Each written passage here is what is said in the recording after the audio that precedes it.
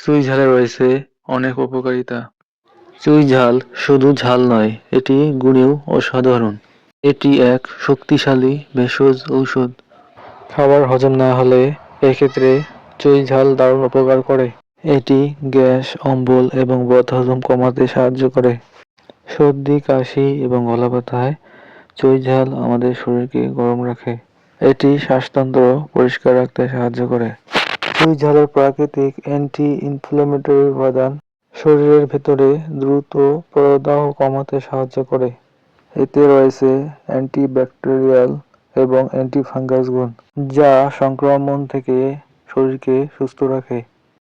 রক্ত সঞ্চালন উন্নত করে এবং ব্যথা কমাতে সাহায্য করে এবং শরীরকে গরম রাখে।